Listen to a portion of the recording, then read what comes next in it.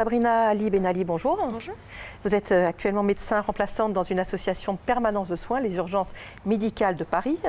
Vous publiez ce livre, La révolte d'une interne, santé, hôpital, état d'urgence. Ça vient de paraître au Cherche Midi éditeur. C'est préfacé par le docteur Christophe Prudhomme, médecin urgentiste que l'on connaît bien ici.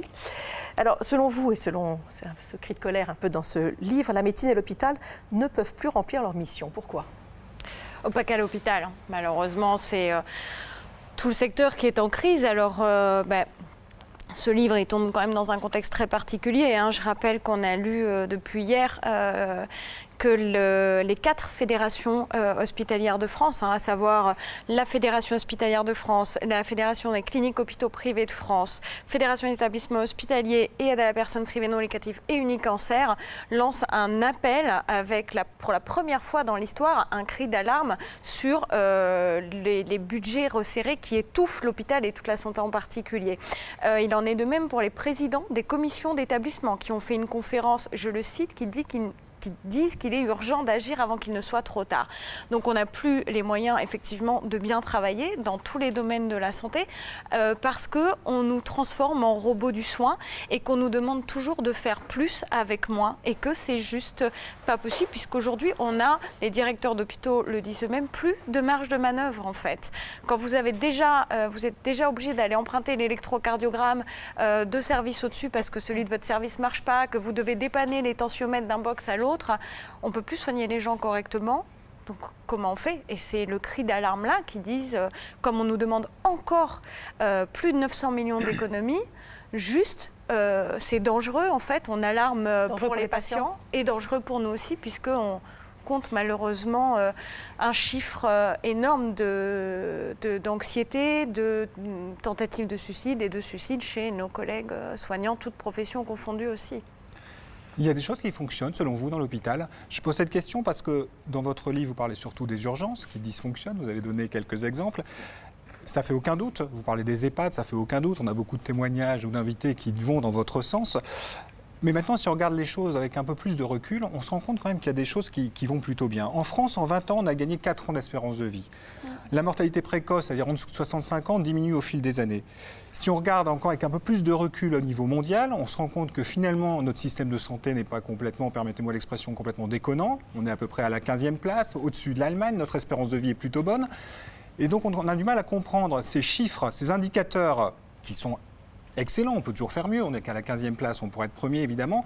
Et avec vous, votre constat, que je ne remets pas du tout en cause, mais qui est effectivement une catastrophe. Oui, alors, comment vous expliquez qui n'est pas que mon constat, qui est en plus celui de toutes les agences et fédérations du pays. Comment vous expliquez ce décalage ?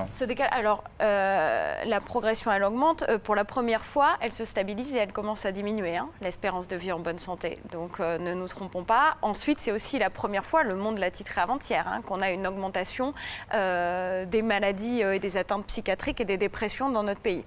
Et ensuite, évidemment, l'hôpital français est encore un lieu d'excellence. Et d'ailleurs, en fait, ce livre, il ne serait pas là. Et tous ces témoignages, ils ne seraient pas là si vous ne voulez pas le sauver. C'est parce qu'on sait à quel point on est bon. On sait à quel point nos outils techniques, notre main-d'œuvre, toute la chaîne d'ouvriers du soin que nous sommes peut faire le merveilleux. Je le dis dans ce livre.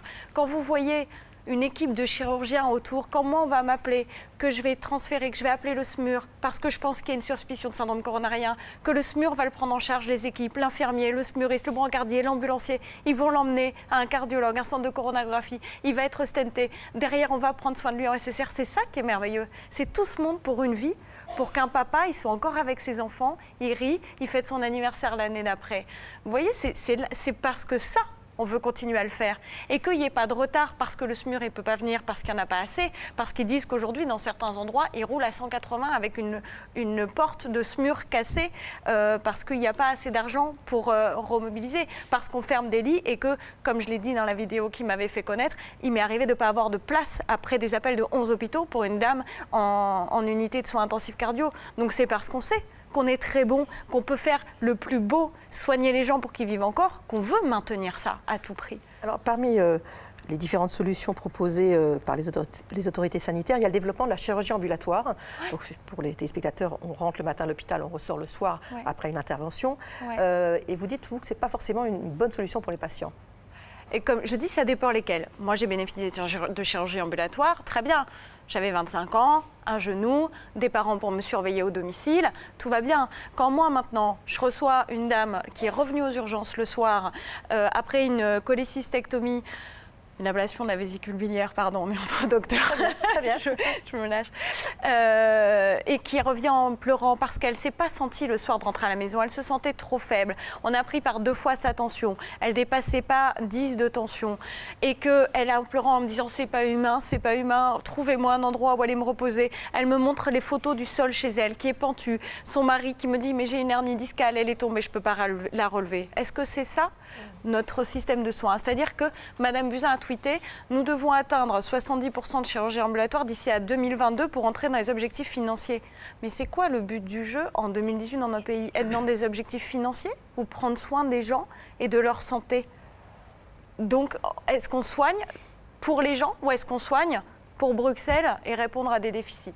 C'est là ma question. Donc le principe en soi, il n'est pas mauvais. Comment on le fait, à qui on l'applique, dans quelles conditions de soins, ça se réfléchit. Et comme ils le disent là, c'est des projets qui sont imaginables et possibles d'ici à 2021, 22, 23, 24.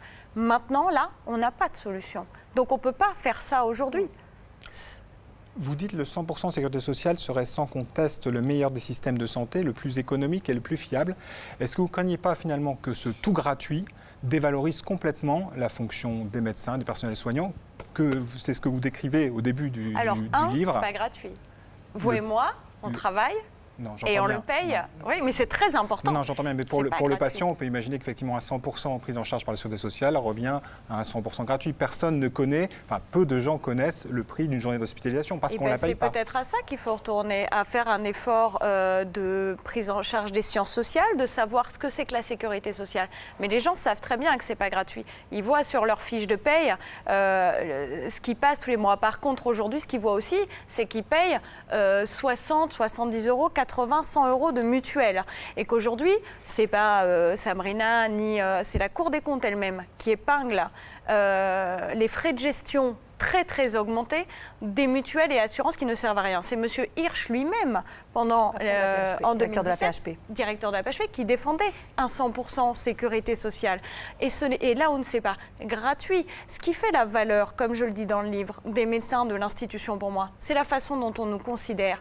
Quand on nous considère comme des marchands du soin, qu'on peut appeler à tout va, qu'on peut ne pas respecter, quand les gens y voient, là, vous l'avez montré tout à l'heure, des soignants qu'on n'écoute pas, des gens qui se mettent en grève de la faim pour soigner dignement, qu'on ne nous écoute pas et qu'à côté de ça, des millionnaires qui, eux, font de l'évasion fiscale, la fraude aux cotisations sociales qui, elle, doit rentrer dans la sécurité sociale, 20 milliards d'euros par an, qui ne sont pas dans les entrées, qui, nous, aujourd'hui, les infirmières, 26e sur la grille des salaires des pays de l'Europe, c'est pour ça que les gens ne nous respectent pas. Ça ne serait pas parce que c'est gratuit. Les gens savent très bien, la reconnaissance, elle ne passe pas par là. Et croyez-moi, j'ai vu des gens payer des consultations à 500, 600 euros en secteur 2, comme je le raconte dans un hôpital privé, et ceux-là, ils ne vous respectent pas parce que vous dites « Docteur, moi je paye, je veux ça ». Donc, ce n'est pas l'argent qui fait la reconnaissance d'un métier. Merci beaucoup Sabrina Ali Benali. Votre livre « La révolte d'une interne, santé, hôpital, état d'urgence », c'est au Cherche Midi. Merci beaucoup. Je vous en prie, merci à vous.